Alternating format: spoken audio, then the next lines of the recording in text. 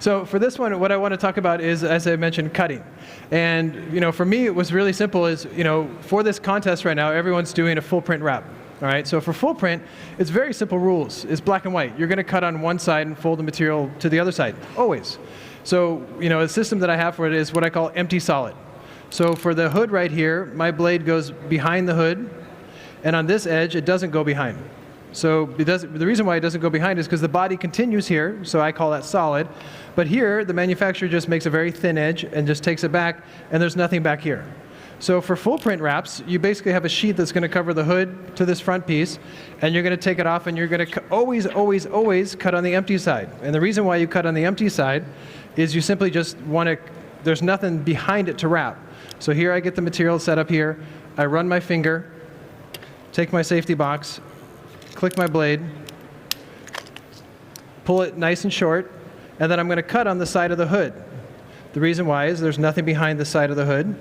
So I cut it on this side here, run my finger around so it rounds a little bit, take my squeegee and seal, done. Very simple. So that's what everyone's doing in the competition right now, is they're cutting on the empty side and not wrapping behind the edge because you don't want to leave this empty. You want to cover it. So empty, solid. Simple. Very black and white. But what's interesting is, starting, I would say, around 2008 in Europe and probably around 2011 in America, color change wraps really came on board. And color change wraps are interesting because you want to change the color of the car. With full print, it's a moving billboard. Keep it simple. Clean lines, wrap it, get it out the door. But with color change, it became really murky. And so what I want to do is show a lot of different techniques of how to wrap with color change film to great high quality. And what was interesting is, I would say about 4 years ago, I was in Ireland teaching a workshop at a really innovative company called Sign & Digital. Really cool company. And after I did the workshop, the owner said, I have these guys wrapping 10 Mini Coopers, and they're really struggling. They're taking these black Mini Coopers and they're making them yellow.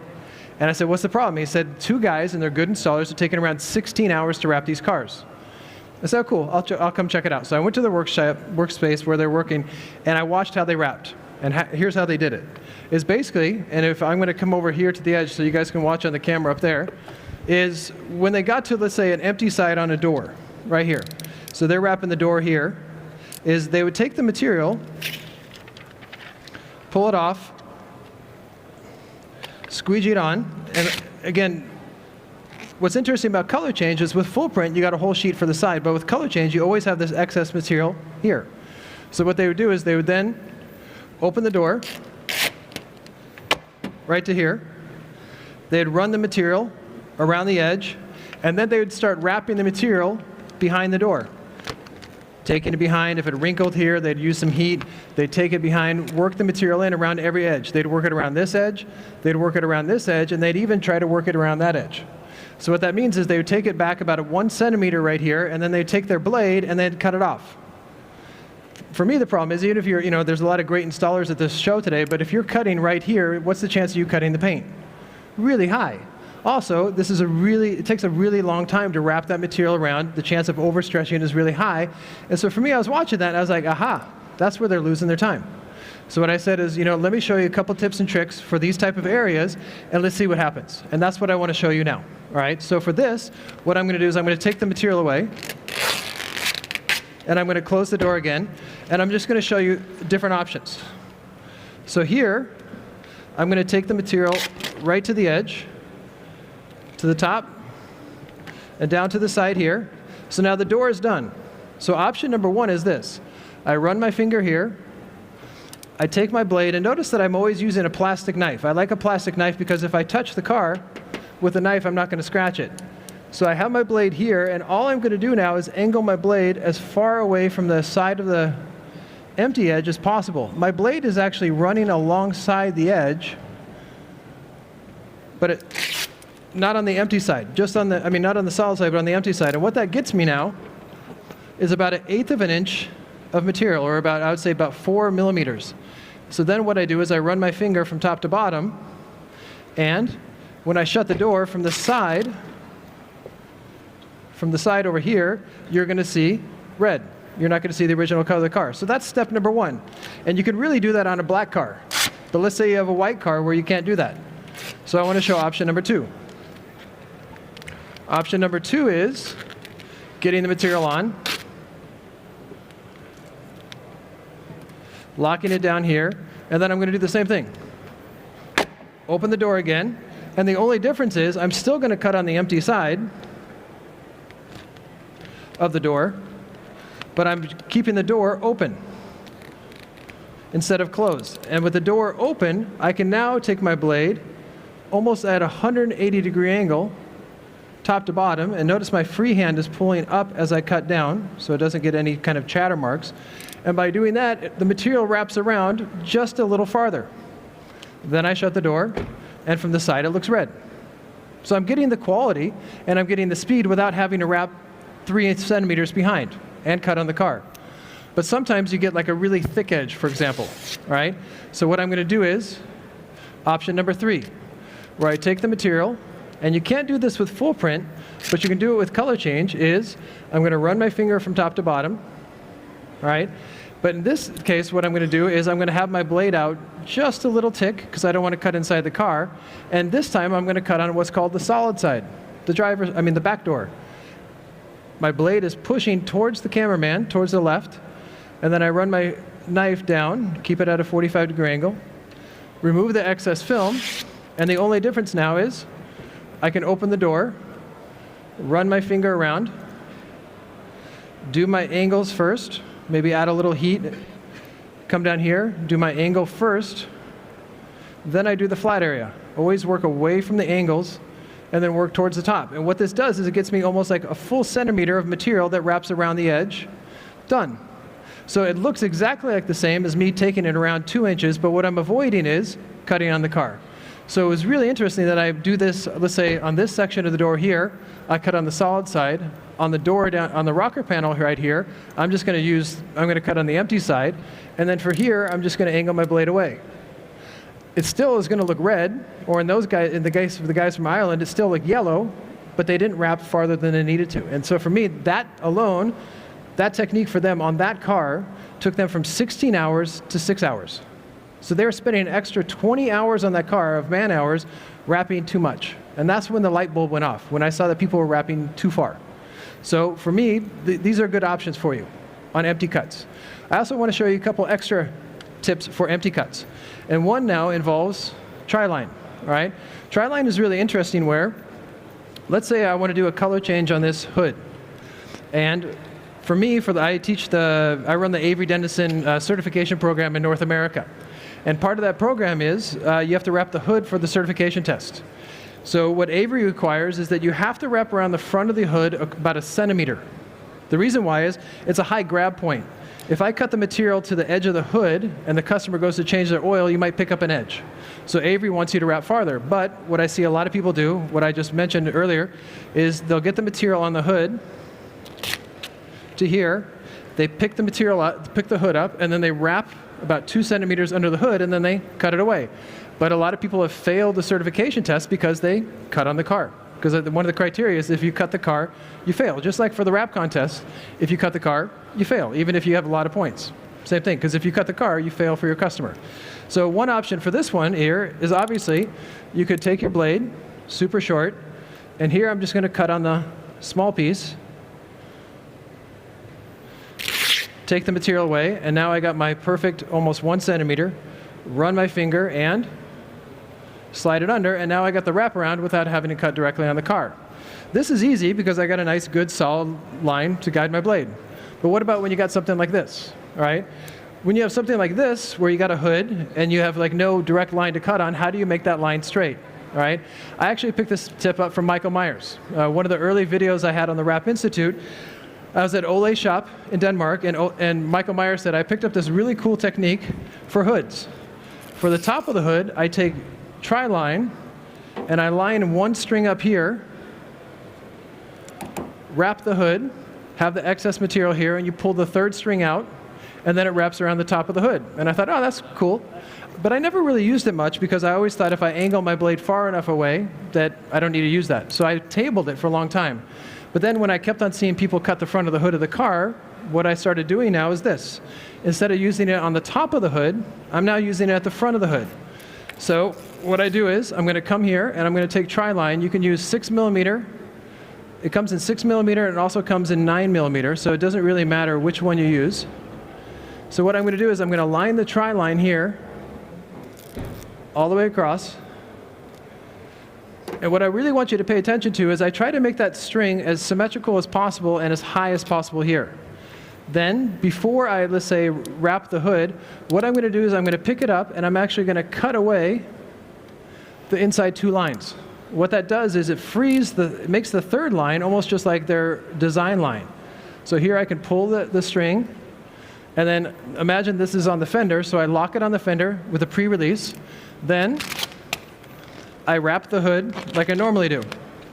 So I come back here for the hood wrap, take my squeegee now, lock it in, come down, get it in place. So I'm over the tri-line here, and all I do is I run my finger so the material kind of goes this way.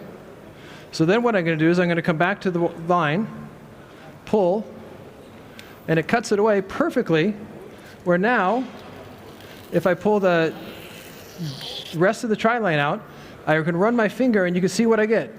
I get a perfect 1/4 inch of material, or let's say 1/2 centimeter material, that I can now get that, if you're trying to work with Avery Dennison, or let's say this case Hexus, now I get that wraparound without having to cut on the car.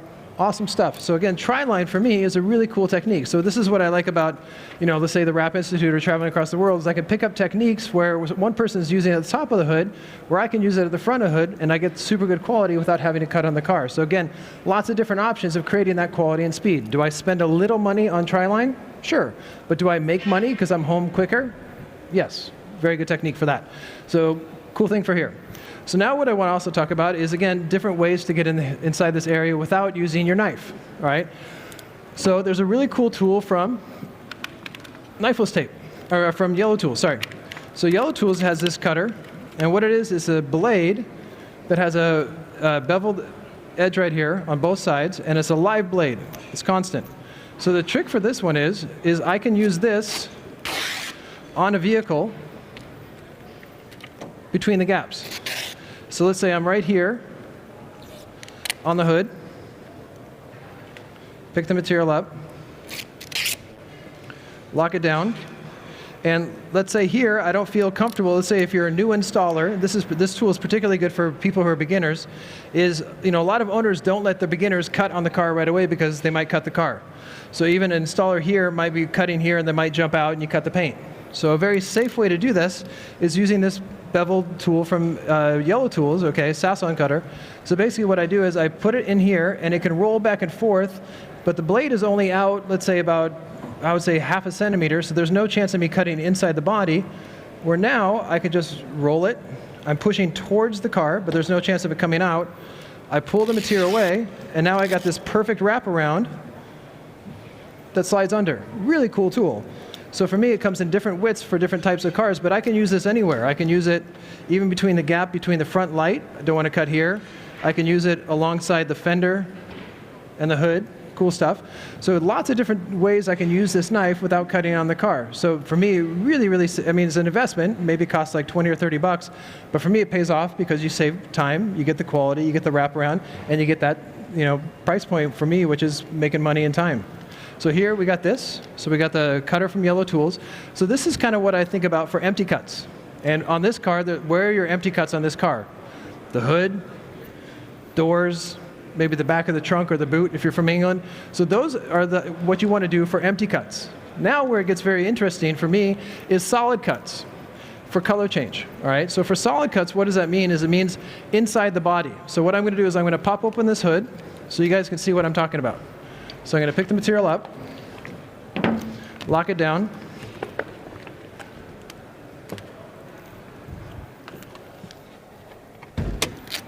and let's say we're wrapping the fender of this car. So I'm going to pick it up, lock it in to here. Now, where it gets interesting when you're wrapping cars is if you're wrapping the fender piece here, the actual manufacturer takes the paint all the way to here. So you got all these bolts. And what I see on Instagram a lot is people will be like, okay, I wrapped this fender in like Hexus red, and they wrap these bolts and they wrap down here and stuff like that. And when I see that, I just get sad.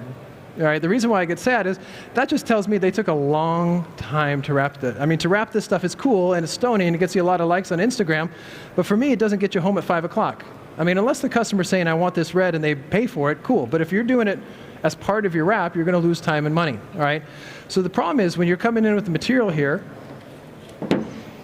is once you're bringing the material here, where do you cut, all right? With what I just showed you on the empty cuts, you could cut on the side of the fender, you could use the tri-line, you could use all that stuff. But here, where do you cut? And most oftentimes, you're going to cut on the body. So to avoid cutting with your knife, what you're going to use is knifeless tape. So instead of cutting here, you're going to come in with, in this case, 3M design line, and you're going to run design line most likely right here on the body line, on the outside. So you're going to run it there beforehand, pick up the material, feed it in, cut it out. Very simple. And you're going to do it, let's say, on the back door, you're going to do it on the front door, the gap between the front door. So this is pretty standard. Everyone knows this, all right? But what I want to show is little tips and tricks that maybe you don't have to do that. All right? My goal is to, in some ways, turn color change wraps into full print wraps. What do I mean by that? I'm going to go back to shutting the hood. Come down here, drop it. And I'm going to grab a piece just for demonstrations, make it a little tinier to here. And so what I'm going to do is I'm going to pick the material up, lay it on the fender, and I'm going to run my finger here and take my knife now, and I'm going to cut it on the side of the hood, treating it like it's a full print.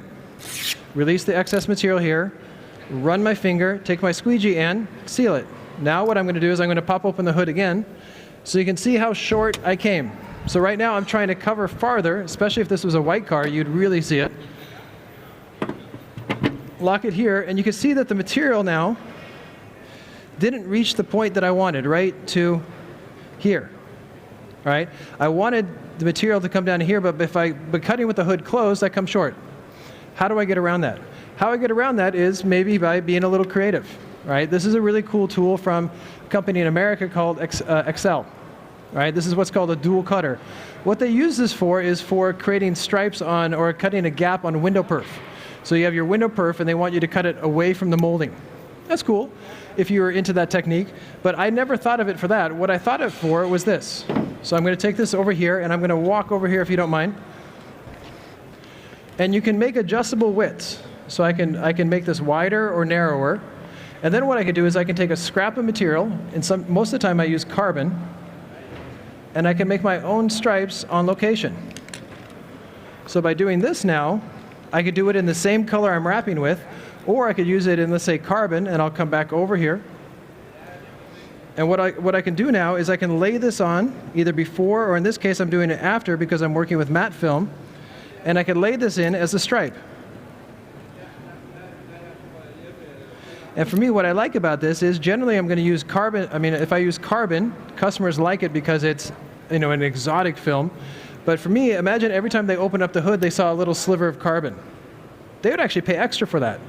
But what I know in my head is it's quicker, and I'm using a dual cutter film, and I'm using scraps, and in a way I'm upselling my client's scraps, but I'm saving a tremendous amount of time because I don't even have to use knifeless tape anymore. I just use that piece. I could do it beforehand, again with gloss, because gloss on gloss sticks really good, or I can do this, or there's even a tool out there called Mold and Hold, which is a pre-cut strip, because what's right here inside the car? Molding. Right? And this mold and hold looks exactly like molding. If I put a strip of mold and hold right there, the customer wouldn't even notice it. So again, I'm trying to save a lot of time by doing that on cars. There's different types of tricks of putting little stripes on these sections that get me home by 5 o'clock as opposed to 5 o'clock in the morning. Really interesting. So for me, cutting down on cutting is one of the biggest things that people do is instead of over wrapping and wrapping inside all these areas or wrapping deep inside here, why not put a stripe here? Or cut it on the side of the hood and wrap under and let the material and the car kind of guide your blade and get you those time-saving techniques. So lots of little tips and tricks out there with the knifeless tape, the tri-line, the dual cutter, that tool from Yellow Tools.